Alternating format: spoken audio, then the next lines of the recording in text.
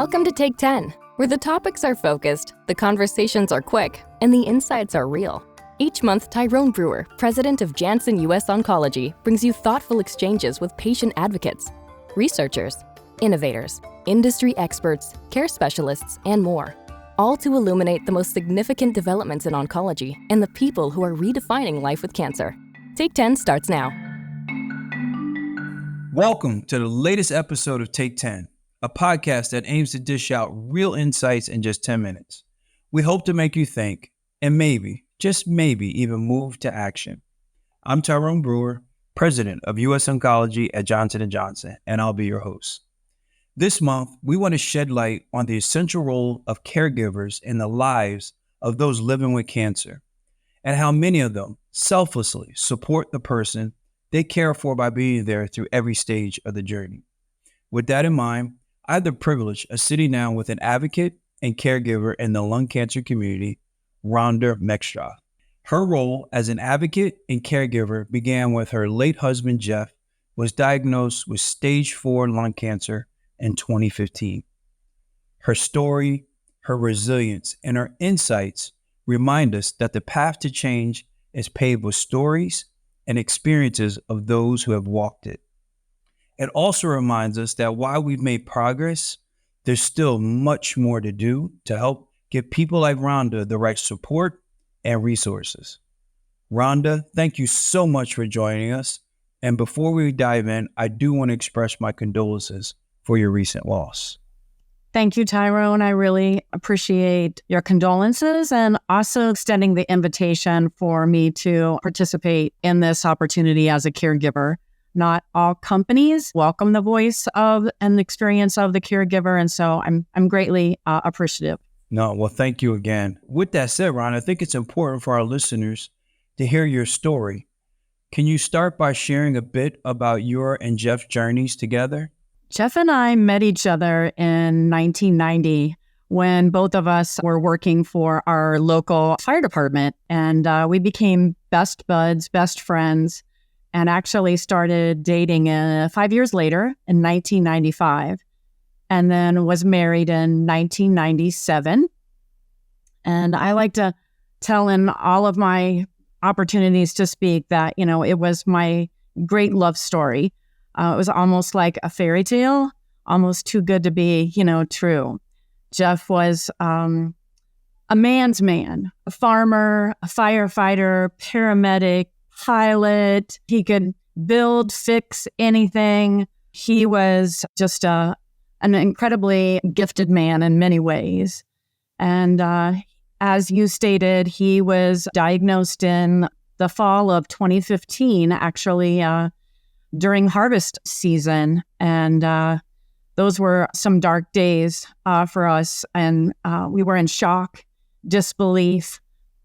And I think one of the main reasons why we were in such shock is because there was such a limited public awareness and education around lung cancer. And the really only public health education Jeff and I both knew was to associate it with having suffering with like tobacco addiction, which was not an issue, for Jeff. So we were taken by surprise because we really had never been, taught that, received any education that you could still have a lung cancer diagnosis. But fortunately for us, because of all the new research and testing and therapies, and also a little bit of luck because we do live in rural community-based cancer centers. So, they're not as up-to-date and as educated on like some of these, newer things. So we did have to have some luck there and some education and burden on our end to be able to navigate that. But, because of all those nuances, we were able to have 8 years together. So I like to say that's 8 anniversaries, 8 years of birthdays, 8 more years to, develop a lot of memories together and to really learn a lot of valuable lessons about life. Yeah, well, I really do appreciate you sharing. I mean, sounds such like an accomplished individual. I mean, I feel almost lazy now my, my journey, knowing all the different jobs that Jeff had actually had and all the different things he accomplished. But really do appreciate you sharing your story. Love to kind of lean into more around that education you talk about. So in particular, I was reading in your story, you learned about biomarker testing and how it plays such an important role in Jeff's journey. Why is raising awareness around biomarker testing an important part of your role as an advocate? Well, I just know what a difference it made. I've actually met many people that either didn't receive it, or weren't able to have the quality of life and also the length of time that Jeff was. And so I just feel like it's like we wouldn't have had any of that time period had there not been, biomarker testing. And I think because I am an advocate, because I am out there every day talking with people who are living with and diagnosed with lung cancer, I just know that our experience was not unique. It's very common to have delayed diagnosis, misdiagnosis, maybe have delays in even having, testing, which can, really make a huge difference.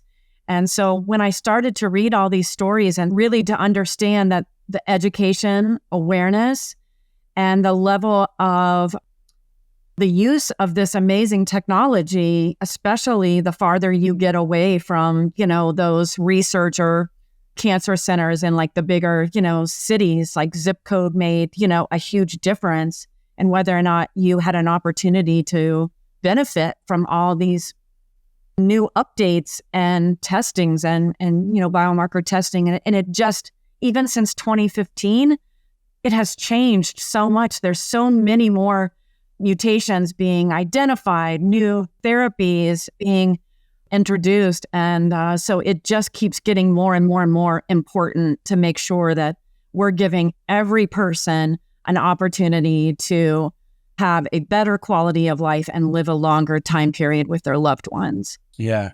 Rhonda, I want to take a moment, first of all, to recognize also you during this journey because one, willing to put the work in to find this information and get the education is an extremely part of this. So being more educated and understanding what the options are, but then also two, more importantly, the courage to challenge the clinicians, the healthcare providers and others.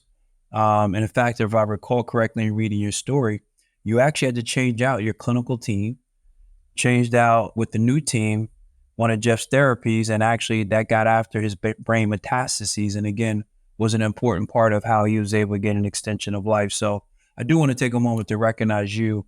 And again, a lot that you did during this journey, but would love to know with that in mind, how can companies like ours better support patients and caregivers? Well, I think even having inclusion of, caregivers in everything that you do, that's been my experience with Johnson & Johnson. And I'm really appreciative of that. So just even, including us in these opportunities and continue, please, challenge you to continue to do that. I'd like to say that one of the biggest things that I think can impact changes, huge, significant changes in lung cancer, and we've kind of touched on it briefly, but, the more that we can learn as a public through public health education, awareness, and campaigns, it's not just about, learning about it once your person is diagnosed with lung cancer. If we can all be taught so successfully to understand that lung cancer has a connection to those who suffer from the tobacco industry, and that was a hugely successful campaign. If we can all be taught, then we need to update that story, that public health story, so that people know that there is great advancement, great rapid changes in lung cancer, and there is hope now, And so I just think that if your company and others can collaborate, even doctors, rural doctors, nurses, all those people are part of the public. So you will even help to educate all those other, even the medical profession just through public awareness campaigns. Yeah. So to your point around hope, right? I mean, you talked about with Jeff, you had 8 more years to create memories, right? Sure, a couple of more harvests in there. How do you plan on carrying on Jeff's legacy with you? Well, I do plan to still continue to advocate for not only lung cancer, but also for caregivers. And I do still work with a large support group so I'm like communicating on a regular basis and trying to just use what we learn to help others. Especially my biggest passion is those that are like newly diagnosed.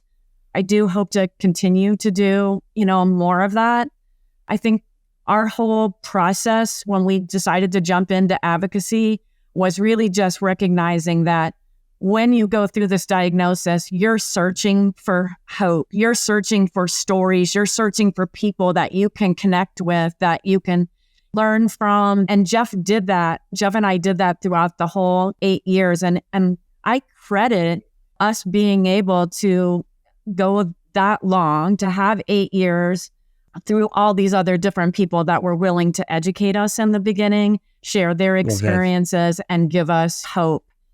I still want to continue to do that, even though I wish Jeff were still here. I do think it's important. And, Jeff was the pillar of strength. Even through the diagnosis, you would never know it if you met him, what he was dealing with on a daily basis. And so that's what guides me now, is just that was what I had witnessed to for like 30 years. And so I want to be strong for him, and I want to continue to do that. And as we speak, the harvest of our crops are being done all around our homes. So from nearby farm families that are helping bring that in. And so like taking care of like the farm and like his legacy and his love, that's outside of lung cancer. That's another way that, really brings me close to him and what we built together. Rhonda, again, thank you so much. I would say, yes, Jeff was very strong, but I would say you've also been very strong. And your willingness to share this story, not only with us today on this podcast, but as you even pointed out, as you search for stories, now you're giving people another story that will actually give them hope and inspiration. So thank you so much. I really do appreciate you spending time with us. Thank you. I appreciate it as well. And last, I'd like to say thank you to our listeners. Looking forward to our next Take 10 podcast. Until next time, thank you. The Take 10 podcast is for educational purposes only and not intended to be taken as medical advice. Any questions specific to our listeners' personal health or treatment should be discussed with their healthcare providers. Guests other than Janssen employees have been compensated for their time spent planning and attending the podcast. All thoughts and opinions expressed herein are their own and do not necessarily reflect or represent the policies or practices of the company. Thanks for taking 10 with Tyrone Brewer, President of Janssen US Oncology. We hope you'll join us next time.